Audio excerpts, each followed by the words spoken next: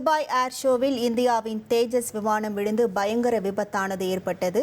இந்த விபத்தில் அந்த விமானத்தில் பயணம் செய்த விமானி உயிரிழந்திருக்கிறார். விவரங்களோடு இணைகிறார் நமது செய்தியாளர் பாரதி ராஜா. வணக்கம் பாரதி ராஜா, இந்த விமான விபத்து தொடர்பான முழு விவரங்கள். கண்டிப்பாக துபாயில நடந்த ஏர் ஷோவுக்காக இந்தியாவின் HAL நிறுவனத்தால் தயாரிக்கப்பட்ட தேஜஸ் இலகுரக போர் விமானம் அங்கு நடந்த கண்காட்சியில் இடம்பெற்றது. கடந்த 17ஆம் தேதி தொடங்கிய இந்த கண்காட்சியில தினமுமே தேஜஸ் விமானத்தின் சாகசங்கள், அதாவது ஏரோபேட்டிக்ஸ் அப்படின்னு சொல்லுவாங்க, அந்த சாகச நிகழ்வுகளானது நடைபெற்றது. இந்த கடைசி நாள் அப்படின்னு சொல்லும் போது இந்த பிற்பகல் 2:10 மணிக்கு ஏரோபேட்டிக்ஸ்ல ஈடுபடும் போது பல்வேறு மென்வர்கள் என்றால் அந்த விமானத்தின் திறன்கள் எப்படி எல்லாம் ஒரு குறுகிய நேரத்துல என்னென்ன செயல்பாடுகளை அந்த விமானம் செய்ய முடியும் அப்படின்ற விஷயத்த மக்களுக்கு காட்டுவாங்க. அதே போல கண்காட்சியில பங்கேற்று இருக்கக்கூடிய பல்வேறு நாடுகளை சேர்ந்த பிரதிநிதிகளும் அதை பார்ப்பாங்க. அந்த மாதிரியான ஒரு மென்வர் செய்யும் போதுதான், குறிப்பா அதுவும் லோவர் மென்வர் அப்படின்னு சொல்லுவாங்க, அதாவது மிக குறைந்த தரையிலிருந்து மிக குறைந்த உயரத்துல பறக்கணும். அப்படின்னும் போது அவர் அந்த லோவர் மென்வர் யூஸ் பண்ணும்போது திடீர்னு கட்டுப்பாடை இழக்கும் போது அந்த பைலட் கூட எஜெக்ட் பட்டனை, அதாவது அந்த சீட்டு, பைலட் சீட் அப்படின்னு சொல்லுவாங்க, காக்பிட் சொல்லுவாங்க இல்லையா, அதை எஜெக்ட் பண்ணியிருக்காரு. அப்படி இருந்தும் அவர் தற்போது உயிரிழந்திருப்பதாக தகவலானது வெளியாகி இருக்கிறது. இந்த தகவலை யார் வெளியிட்டிருக்காங்க அப்படின்னா, இந்திய விமானப்படை அதிகாரப்பூர்வமா அந்த தகவலை வெளியிட்டிருக்காங்க. தேஜஸ் விமானம் விபத்துக்குள்ளானது துபாய் ஏர் ஷோல, அதுல அந்த விமானத்தை இயக்கிய பைலட் தற்போது உயிரிழந்திருக்கிறார் அப்படின்ற தகவலை இந்திய விமானப்படை உறுதி செய்திருக்கிறது. அவர்களுக்கு அந்த இறந்த விமானிக்கு தங்களது இரங்கல்களையும் அவர்கள் பதிவு செய்திருக்கிறார்கள். இது ஒரு எதிர்பாராத விபத்து என்ற ஒரு விஷயத்தையும் பதிவு செய்திருக்கார்கள். பல ஆண்டுகளாக இந்த தேஜஸ் போர் விமானமானது இந்திய விமானப்படையில் இருக்கிறது. குறிப்பா இலகுரக போர் விமானமாக இது இருந்தது அப்படின்றதையும் நம்ம பார்க்க வேண்டியிருக்குங்க.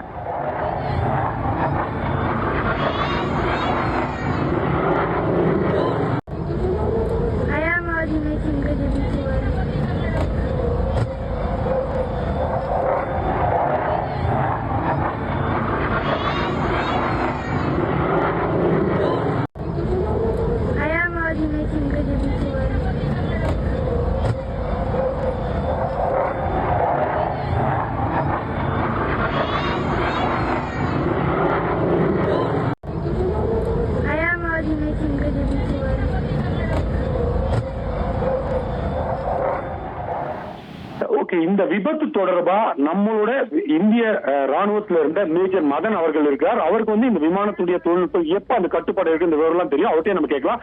சார், இந்த விமானத்துடைய அந்த விபத்தின் காட்சிகளை பார்த்திருப்பீங்க, இது எதனால நடந்திருக்கும் அப்படின்னு நினைக்கிறீங்க நீங்க? ரொம்ப துரதிருஷ்டவசமானது. 2001 முதல் முறையா தேஜஸ் பறந்துச்சு. 24 வருட வரலாறுல இது 2வது முறை இந்த மாதிரியா நடக்குது. போன வருடம் மார்ச் மாதம் ஜெய்சல்மர்ல ஒரு ட்ரைனிங் சாட்டில இந்த மாதிரியான ஒரு விபத்து நடந்துச்சு. பட் விமானி நல்ல வேலையா உயிர் தப்பிச்சாரு. இந்த முறை ஒரு துரதிருஷ்டமான ஒரு இது நடக்கு. இது எதனால அப்படின்ட்டு நம்மளால உடனடியா கண்டிப்பா சொல்ல முடியாது. நூற்றுக்கணக்கான காரணங்கள் இருக்கு. காரணிகள் பார்க்கும்போது சடனா அதோடைய த்ரஸ்ட் கம்மியா இருக்கு, அதோட ஃபோர்ஸ் கம்மியா இருக்கு, கம்மியாகி கீழே விழுறதுக்கான வாய்ப்புகள் இருந்திருக்கு. எதனால த்ரஸ்ட் கம்மியாச்சு, இல்ல விமானத்தோட எலக்ட்ரானிக்ஸ்ல ஏதாவது கோளாரா அப்படின்றதெல்லாம் இப்ப அதோடைய கருப்பு பெட்டின்னு சொல்லக்கூடிய பிளாக் பாக்ஸை ரிட்ரைவ் பண்ணி அதை ஆய்வுக்கு உட்படுத்தப்பட்ட பிறகுதான் தெரியும். ஓகே, பொதுவாகவே இது போல கண்காட்சியில் இடம்பெற விமானங்கள் அதோட அந்த விமானி கூட ரொம்ப அனுபவம் வாய்ந்தவராக இருப்பார். குறிப்பா டெஸ்ட் பைலட்னு சொல்லுவாங்க, அவர் ரொம்ப எக்ஸ்பீரியன்ஸ், அந்த விமானத்தை ஆரம்பத்திலிருந்து இயக்கியவர் தான் அதுல பங்கேற்பார் இல்லையா. அந்த வகையில் அவர் தானே இதை இயக்கியிருப்பார். எப்படி அந்த த்ரஸ்ட் பிரச்சனை, தொழில்நுட்ப பிரச்சனையா இருந்தாலும் முன்கூட்டியே இதெல்லாம் ஆய்வு செஞ்சு தானே அவர் இயக்கியிருப்பாரு. இல்ல, கண்டிப்பா அதுக்குன்னு ஃபிளைட்டுக்கு நூற்றுக்கணக்கான பறக்கிறதுக்கு முன்னாடி நூற்றுக்கணக்கான ஆய்வுகள் இருக்கு, ஆடிட்ஸ் இருக்கு. பைலட் விமானியும் தேர்ந்த விமானி தான் கண்டிப்பா ஏர் ஷோக்கெல்லாம் அனுப்புவாங்க. பட் அதையும் மீறி விமானம் அப்படின்றது விபத்துகள் நம்ம தொடர்ந்து பார்த்துட்டு தான் இருக்கும். டெக்னாலஜி எவ்வளவு அதிகமானாலும் விமான விபத்துகள் இன்றுமே நடந்துட்டு தான் இருக்கு. இது மாதிரி கடந்த காலகட்டங்கள்ல பாத்தீங்கன்னா 2015 கூட ஒரு டொமினிக்கன் ரிபப்ளிக்ல இதே மாதிரியான ஒரு நிகழ்வு பார்த்தோம். 2016 நினைக்கிறேன், 16 அமெரிக்கால பாத்தீங்கன்னா அவங்களோட F-18 ஹார்னெட், உலகத்தோட நம்பர் 1 போர் விமானம், அதே இதே மாதிரி கீழே விழுந்துச்சு. இது 100க்கு 100 நம்ம என்ன பண்ணாலும் அதை மீறி சில தவறுகள், ஏன்னா நூற்றுக்கணக்கான தொழில்நுட்பங்கள் கொண்டதுதான் ஒரு போர் விமானம் என்பது.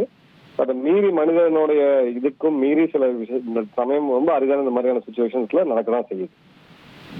ஓகே சார், இப்ப நம்ம இந்த பல மேனுவர்கள் பண்ணுவாங்க அந்த சாகச நிகழ்ச்சியின் போது, லெஃப்ட் ரைட், இந்த கமாண்ட்லாம் தரை கட்டுப்பாட்டு மையத்துல இருந்து போகுமா இல்ல ஏற்கனவே ப்ரீ பிளான்டா அவங்க வச்சிருப்பாங்களா? இல்ல, அவங்க ஏற்கனவே ரிஹர்சல் பண்ணுவாங்க. இது இந்த அந்த விமானத்தோடைய ஒரு மேக்சிமம், ஏன்னா இது சர்வதேச விமானம் கண்காட்சி அப்படின்ற போது பல நாட்டு ராணுவங்கள் அங்க வருவாங்க, ஒன்று கூடுவாங்க. ஸோ அந்த ஷார்ட் டேர்ம்ல அது ஒரு குறிப்பிட்ட டைமுக்குள்ள அந்த விமானத்தோடைய தனித்துவம் என்ன அப்படின்றதுல பல அக்ரோபேட்டிக்ஸ் பண்ணுவாங்க. வெர்டிகல் சார்லி போன்ற பல மெனுவர்ஸ் அவங்க பண்ணுவாங்க. ஸோ அதுல இப்படிதான் அப்படின்னு கிடையாது, இதெல்லாம் ஒத்திகை பார்த்த பிறகுதான் போவாங்க. நூற்றுக்கணக்கான விமானங்கள் எல்லா நாடுகளோட தான் நமக்கு எடுக்கும். இது பிராக்டிஸ் பண்ணி தான் பண்ணுவாங்க. அதையும் மீறி ஒரு சில டைம்ல இந்த மாதிரியான விபத்துகள் நடக்கதான் செய்யுது. எனக்கு தெரிஞ்சு இப்ப நான் பண்ண ஆய்வு வரைக்கும் பாத்தீங்கன்னா உலகத்தோடைய நவீன வரலாற்றுல 12வது முறை இந்த மாதிரியான ஒரு விபத்து நடக்குது. இதுல ரொம்ப முக்கியமா பார்க்க வேண்டியது இது எவ்வளவு பெரிய ஒரு பின்னடைவு சார். ஏன்னா தேஜஸ் விமானம் நம்ம 5ஆம் தலைமுறை விமானம், இந்திய நாட்டின் கிட்டத்தட்ட 5ஆம் தலைமுறை விமானம் அப்படின்னு ரொம்ப பெருமையா பேசிட்டு இருந்த ஒரு நேரத்துல இந்த ஒரு விபத்து அப்படின்றது வந்து எவ்வளவு ஒரு கண்காணிக்கப்பட வேண்டிய விஷயம். அடுத்த தலைமுறை விமானங்கள் தயாரிக்கும் போது என்னென்ன விஷயங்களை ரொம்ப உற்று நோக்கணும்? 4.5ஆம் தலைமுறை போர் விமானம், 5ஆம் தலைமுறை போர் விமானம் இந்தியா ஒன்றும் தயாரிக்க ஆரம்பிக்கல. இந்த இடத்துல இது வந்து ஒரு பின்னடைவுன்னு நம்ம பார்க்க முடியாது. இந்த மாதிரியான சொன்னது உங்களுக்கு 2001 முதல் முறையா தேஜஸ் வந்து பறக்க விடப்பட்டுச்சு. 23 வருடத்துல 2வது முறை இது மாதிரி நடக்குது. ஸோ இப்ப நீங்க அமெரிக்காவுடைய F-18, F-16 போன்ற போர் விமானங்கள் எடுத்தீங்கன்னாலும் உலகத்தோடைய நம்பர் 1 போர் விமானம் அது ஒரு 80-90 முறைக்கு மேல கிராஷ் ஆயிருக்கு. ஸோ இது வந்து ஒரு அருகிலும் அறியாத நிகழ்வு. பட் இது ஒரு சர்வதேச கண்காட்சியில நடக்கும் போது அது கொஞ்சம் நமக்கு வந்து ஒரு பின்னடைவை வந்து கொடுக்குது. அதோடைய டீடைல்ஸ் என்ன அப்படின்றத அவங்க பார்ப்பாங்க, ஆராய்ச்சி செய்வாங்க. என்ன விதமான கோளாறு, ஏதாவது குறிப்பிட்ட உதிரி பாகத்தால கோளாறு நடந்துச்சா, இல்ல எலக்ட்ரானிக்ஸ்ல ஏதாவது பிரச்சனைகள் இருக்கா அப்படின்ற போன்ற எல்லா கோணத்திலும் விசாரிச்சுட்டு அதுக்கு உண்டான ஆய்வெல்லாம் பண்ணுவாங்க. ஏன்னா இது முழுவதும் HAL, இந்துஸ்தான் ஏரோநாட்டிக்கல் நிறுவனம், பெங்களூர்ல இருக்கக்கூடிய அரசு நிறுவனத்தால தயாரிக்கப்பட்டிருக்கு. பிளஸ் சர்வதேச எக்ஸ்பர்ட்ஸ்மே இதுல வருவாங்க. இதுல வந்து விமானத்தோடைய ஃப்ரேம், விமானத்தோடைய ஏவியானிக்ஸ் இது எல்லாமே பாத்தீங்கன்னா முழுவதும் நம்ம முக்கால்வாசி நம்ம நாட்டில் தான் தயாரிக்கிறோம். பட் இதோட மிக முக்கியமான பாகமான இன்ஜின் வந்து அமெரிக்காவோட GE நிறுவனம் தயாரிக்குது. ஸோ இது எதனால அப்படின்ற அந்த ரூட் காஸ் தெரியற வரைக்கும் இது வந்து கொஞ்சம் இதுவாக தான் இருக்கும். பட் இது ஒரு 23 வருடத்துல 2வது விபத்து இந்த மாதிரி நடக்குது. ஸோ அந்த வகையில பார்த்தோம் அப்படின்னா எல்லா நாட்டு போர் விமானங்களுமே இந்த மாதிரியான நிகழ்வை சில சமயங்கள்ல சந்திக்கதான் செய்யுது. அது ஒரு துரதிருஷ்டமான ஒரு சம்பவம் தான். கண்டிப்பாக நம்ம இந்த தேஜஸ் விமானத்துல ரொம்ப முக்கியமா நவீன காலமா தொழில்நுட்ப அப்டேட் அப்படின்னு சொல்லி Mark 1, Mark 2 வரைக்கும் வந்துருச்சு. இதுல ரொம்ப ஏர் டு ஏர் ஃபியூவல் அந்த டெக்னாலஜி கூட இந்த இலகுரக விமானத்துல முதல் முறையா தேஜஸ்ல தான் இந்தியாவில தயாரிக்கப்பட்ட விமானத்துல இருந்தது அப்படின்றது நம்ம பாக்குறோம். ஸோ இப்ப மீதம் இருக்கிற நம்ம படையில இருக்கிறதாகட்டும், இனிமே தயாரிக்க போற விமானங்களா இருக்கட்டும், என்னென்ன விஷயங்கள்ல இந்த விபத்துக்கு அப்புறம் கூடுதல் கவனம் செலுத்தணும்னு நினைக்கிறீங்க? இல்ல சார், ஃபேக்ட் ஃபைண்டிங் பண்ணுவாங்க. எதனால அப்படின்றது இப்போ ஒரு குறிப்பிட்ட ஒரு உதாரணத்துக்கு சொல்றோம். ஒரு குறிப்பிட்ட உதிரி பாகம் அப்படின்னு ஒரு பிரச்சனை தெரிஞ்சதுன்னா இருக்கக்கூடிய அனைத்து விமானங்களையும் கிரவுண்ட் பண்ணி அந்த குறிப்பிட்ட ஒரு உபகரணம் அப்படின்றது சரியா வேலை செய்தா இல்லையா அப்படின்றத அவங்க பண்ணுவாங்க. ஒருவேளை அதுல ஏதாவது டவுட் இருக்கு, மேனுபேக்சரிங் டிஃபெக்ட், தயாரிப்பிலே ஏதாவது சில கோளாறுகள் இருக்கிற மாதிரி இருந்ததுன்னா அதை அனைத்தையும் மாற்றுவார்கள்.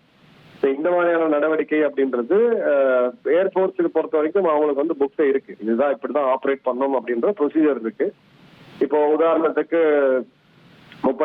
முன்னாள் முப்படை தளபதி பிபின் ராவத் அவர்களுடைய துர்மரணம் நம்ம ஊட்டியில பார்த்தோம். ஒரு ஹெலிகாப்டர் கிராஷ் ஆச்சு.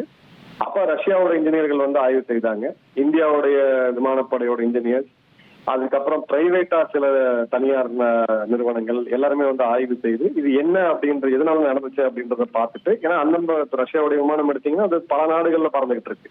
இது ஒரு நாட்டை வந்து பாதிக்கக்கூடியது கிடையாது. பட் தேஜஸ் பொறுத்த வரைக்கும் நம்மளுடைய விமானப்படை மட்டும்தான் அதை யூஸ் பண்றாங்க. நம்மளுடைய கடற்படையும் இப்போ சமீப காலங்களில் யூஸ் பண்ண ஆரம்பிச்சிருக்காங்க. இப்ப இருக்கக்கூடிய விமானங்கள் எல்லாமே அந்த எந்த ஃபால்ட் எதனால நடந்தது அப்படின்றதெல்லாம் பார்த்து அதன் பிறகு அந்த உண்டான சரி செய்யக்கூடிய நிகழ்வுகளை எடுப்பாங்க. இந்த ஃபிளைட் டேட்டா ரெக்கார்டர் அப்படின்னு சொல்லுவோம், நம்ம பிளாக் பாக்ஸ் வந்து நம்ம காமன் லாங்குவேஜ்ல சொல்லுவோம். அதுக்குள்ள என்ன இருக்கு, கடைசி நிமிஷத்துல விமானி என்ன பேசினாரு, ஏர் டிராபிக் கண்ட்ரோலோட என்ன அவர் சொன்னாரு, மேடே கால் ஏதாவது கொடுத்தாரா, இல்ல குறிப்பிட்ட தொழில்நுட்ப கோளாறு வந்திருக்கா, ஏதாவது கோளாறு இருக்கா, அதை பத்தி ஏதாவது சொல்லியிருந்தாரா அப்படின்ற எந்த விவரமும் இப்ப தெரியல. வந்த பிறகுதான் நமக்கு தெரியும். சார், இப்ப விபத்து நடந்திருக்கிறது துபாயில அந்த கண்காட்சியில அப்படின்னாலும் இதனுடைய விசாரணை யார் மேற்கொள்வாங்க சார்? அவங்க துபாய் விமானப்படை மேற்கொள்ளுமா, அல்லது இது இந்திய நாட்டை சேர்ந்த விமானம், அதாவது HAL சொந்தமான விமானம் அப்படிங்கிறதால அந்த கருப்பு பெட்டியை HAL கைப்பற்றி என்னன்னு விசாரிக்குமா சார்? இல்ல, முதல்ல இதோட விசாரணை அப்படின்றது விமானப்படை தான் பண்ணுவாங்க. இந்திய விமானப்படை தான் அந்த என்கொயரி பண்ணுவாங்க. அதுக்குன்னு அவங்க எக்ஸ்பர்ட்ஸ் வச்சிருக்காங்க. அதன் பிறகு இதை தயாரித்த நிறுவனமான HAL அவங்களும் இதுல ஜாயின் பண்ணுவாங்க. பிறகு சர்வதேச லெவல்ல ஏர் கிராஷ அதை ஆய்வு செய்யறதுக்குன்னே சில தனியார் எக்ஸ்பர்ட்ஸ் இருக்கிறாங்க. அவங்களும் இதுல பங்களிப்பாங்க. துபாயை பொறுத்த வரைக்கும் இந்த விமானத்தோடைய உதிரி பாகங்களை எடுக்கிறதுக்கு அதுக்குண்டான உதவிகளை செய்யறதுக்கு துபாய் நிறுவனம் அங்க இருக்கக்கூடிய அரசு செய்வாங்க. ரெண்டாவது ஏர் டிராபிக் கண்ட்ரோல் அப்படின்றது துபாயோடைய கண்ட்ரோல் இருக்கு. ஏர் டிராபிக் கண்ட்ரோல் அப்படின்றது இருக்கு. சோ விமானி கடைசி நேரத்துல என்ன பேசினார் ஏர் டிராபிக்கோடைய அதோட ரெக்கார்டு இதெல்லாமே துபாய் நமக்கு கொடுத்து ஐக்கிய எமிரேட்ஸ் நமக்கு கொடுப்பாங்க. விசாரணையை பொறுத்த வரைக்கும் நம்மளுடைய விமானப்படை மற்றும் எக்ஸ்பர்ட்ஸ், நம்ம நாடு சில டைம் வெளிநாட்டுல இருந்து எக்ஸ்பர்ட் நம்ம கூப்பிடுவோம். அந்த மாதிரியான எக்ஸ்பர்ட்ஸ் மற்றும் HAL முக்கியமான சயின்டிஸ்ட் இருக்கக்கூடிய சம்பந்தப்பட்ட தொழில்நுட்ப வல்லுநர்கள் இதுல ஈடுபடுவாங்க. கண்டிப்பாக இந்திய நாட்டு போர் விமானங்கள், அதாவது உள்நாட்டுல தயாரிக்கப்பட்ட போர் விமானங்களா இருக்கட்டும், அதே ஹெலிகாப்டர்களா இருக்கட்டும், அவருடைய தரம் நீங்க இருந்த வரைக்கும் எப்படி இருந்தது, எப்படி இருக்கு அப்படின்றதெல்லாம் கொஞ்சம் பகிர்ந்து முடியுமா சார்? விமானம் அப்படின்றது ஹெலிகாப்டரோட பாத்தீங்கன்னா போர் விமானம் அப்படின்றது இன்னைக்கு குறிப்பிட்ட சில நாடுகள் தான் அதை தயாரிக்கவே முடியுது. முழுவதும் தயாரிப்பு இன்னைக்கு நல்ல போர் விமானங்கள் அப்படின்னா நம்ம முதல்ல அமெரிக்காவை சொல்லலாம், ரஷ்யாவை சொல்லலாம். சீனா சமீபத்துல இப்போ கடந்த 15 வருடமா அவங்க ஒரு பெரிய முன்னேற்றத்தை பார்த்திருக்கிறாங்க. தென்கொரியா தயாரிக்குது, ஜெர்மனி தயாரிக்குது, அப்புறம் பாத்தீங்கன்னா யூரோ ஃபைட்டர் இவங்களுடைய ஜாயிண்ட் ப்ரோக்ராம் இருக்கு ஐரோப்பிய யூனியனோட. இப்போ மொத்தமே ஒரு 5-6 நாடுகள் தான் இது தயாரிக்கிறாங்க. எல்லாராலையும் இதை பண்ண முடியாது. இதோட தொழில்நுட்பம் அப்படின்றது ரொம்பவும் காம்ப்ளெக்ஸ் ஆனது, ரொம்ப ஒரு டஃப்பான சப்ஜெக்ட் இது. ஸோ அந்த வகையில நம்மளுடைய ப்ராஜெக்ட் அப்படின்றது 1980களில் ஆரம்பிச்சு பிறகு 2001 முதல் டெஸ்ட் ஃபிளைட் எடுத்து இப்போ அது விமானப்படைகளை இன்டெக்ட் பண்ணிருக்கிறோம்.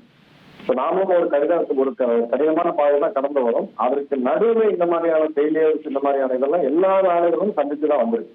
அமெரிக்காவே பாத்தீங்கன்னா பல விமானங்கள் எல்லாம் இழந்துதான் அந்த நிலைமைக்கு அவங்க வந்திருக்காங்க. இப்போ நம்பர் 1 பொசிஷன்ல அமெரிக்கா இருக்குன்னா அதற்கு பின்னாடி இந்த மாதிரியான ஒரு நிகழ்வுகள் 2-3 கண்டிப்பா இருக்குதான் செய்யும். இப்போ நீங்க அந்த 12 ஏர்கிராஃப்ட் நான் உங்களுக்கு சொன்னேன், இப்போ இதுக்கு முன்னாடி வரலாறு நடந்திருக்கு. அந்த 12ல பாத்தீங்கன்னா அதிகமாக இருந்தது பாத்தீங்கன்னா அமெரிக்காவுடைய போர் விமானங்கள் தான்.